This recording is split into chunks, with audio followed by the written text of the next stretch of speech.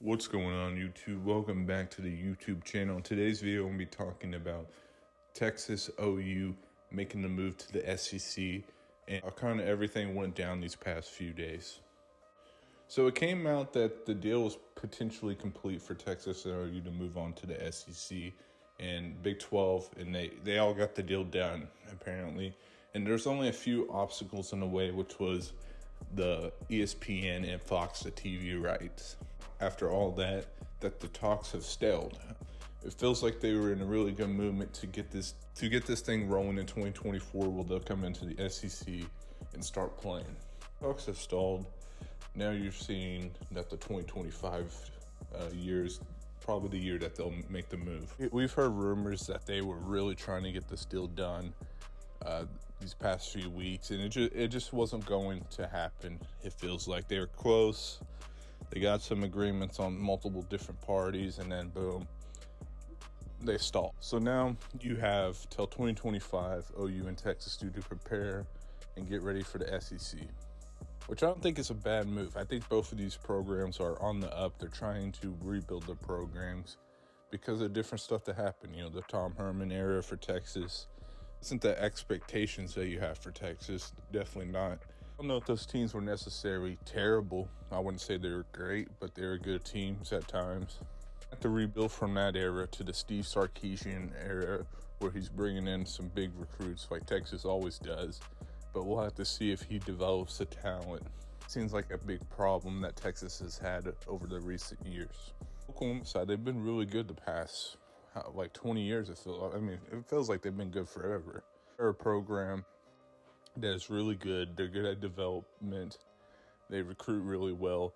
But the thing that they lack is they just lack getting over the top, right? Feels like they're right there. They're always right there. They're in the college football playoff. They're playing against Georgia. They're right there to go to the national championship game. And then they lose in overtime. And they choke a big lead. Stuff like that is frustrating because you're right there. Oklahoma was so close to breaking that window. But then over the past few years with Lincoln Riley, it kind of feels like they got farther and farther away from breaking that window.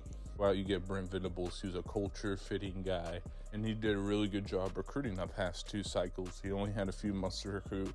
Last year's cycle, he had a full year, and now he had a top 4 recruiting class.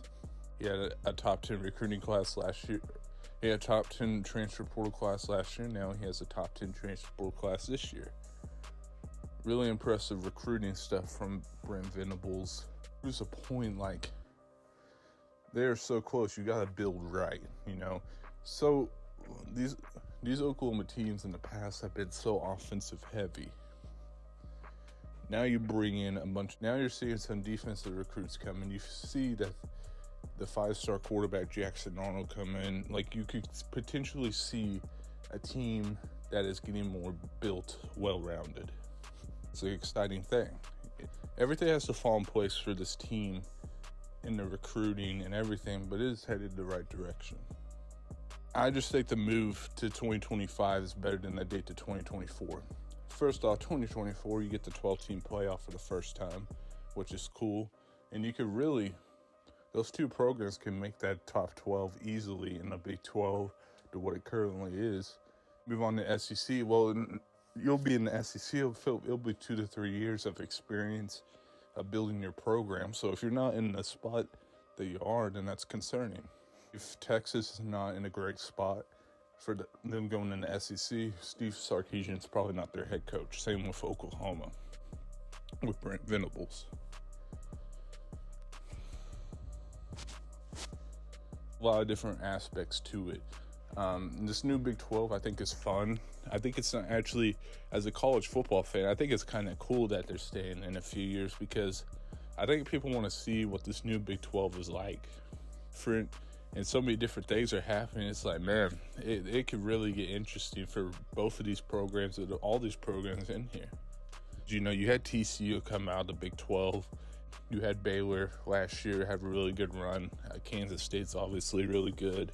But it'll be interesting to see who breaks that barrier in the Big 12 that's not Texas and OU. Like, TCU has a big chance to. Obviously, when they went to a national championship game, a Cinderella run, it was special. Can they break through and get through? Can they break through I would love to see if they could, because, you know, transfer portal wise, they're bringing in a lot of talent, but they are losing some talent from that TCU roster. So I don't know. They're a little bit of a question mark team for me. All the other teams, there's some good teams in this conference. And I just want to see Oklahoma and Texas build their brand again, build what they're trying to do. If they went to the SEC, let's say in 2023, I don't know if it would be a good move for those programs, because when you're behind going into the SEC, I feel like it wouldn't go good for you, because you have expectations. You know, Texas, Oklahoma, blue blood programs, the expectations are going to be high. So I was always worried about that. Like, hopefully they pick the right time to go into SEC. If they don't, I could see a struggle from both programs. Now, in the SEC and their schedule, I wouldn't expect them to play Alabama, Georgia every single year. But no matter what, the SEC schedule is going to be tough. It's going to be the best competition you could face in college football. It won't be easy, but the good thing is you have the chance. Like, you have no excuses. You have the chance to build your program correctly and right. And if it's not ready to go in 2025, I'm expecting a huge jump from both of these programs. I'm expecting a huge jump for Oklahoma and a slightly jump from Texas. They had an 8-win season, a decent season for Texas. Oklahoma, on the other hand, had one of the worst seasons ever, going 6-7. I expect Oklahoma to at least win 9-10 games next year. At least they have to. Texas, I would hope for the same, 9-10 wins. I think they're good enough roster-wise to do it. I know they're interested. I know both teams have young quarterbacks that are coming in, freshmen, 5-star, ton of hype. Good Dylan Gabriel can be for OU. He'd probably take another level with that experience and just playing another year of college ball.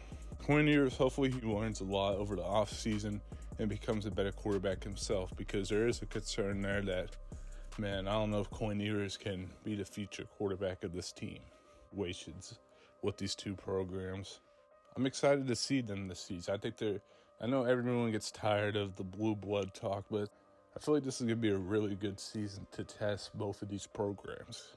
I mean, both of their schedules, like Oklahoma's schedule came out for the Big 12 really easy. Texas' schedule's a little bit harder. Oklahoma, they play UCF, they play all the new Big 12 teams except for Houston. And Texas, bottom line for these two programs, what could get them to 9-10 win seasons next year is probably just winning close games. Though both of these teams struggle winning close games at times. I think 4 or 5 of their games were by 3 points or less. So, you know, it's kind of crazy. That's a problem that can be fixable. I don't think Oklahoma or Texas should fear the SEC. I mean, they have the talent coming in recruiting-wise to keep up with every program. I mean, you're in the SEC this year. I know it's crazy to say, but Oklahoma would be the 4th team recruiting rankings-wise in the SEC, because, you know, you have Alabama, you have Georgia. Obviously, you have Texas, who would be in the SEC with you. Having the 4th best recruiting rankings in the SEC is pretty good. I mean, those programs recruit really well. At the end of the day, I think both of these teams would succeed in the SEC. I think the SEC is obviously a talent jump. I talked about that a little bit ago. Both of these programs had a talent. Once they put that talent on the field, playing to their potential as these players do, I could see some really big things for these programs. As long as one of these two programs could break the barrier of winning a national championship, I think either one of these programs could do that in the future. Yeah, for me, make sure you guys like, comment, subscribe. I'll see you guys next video. Peace.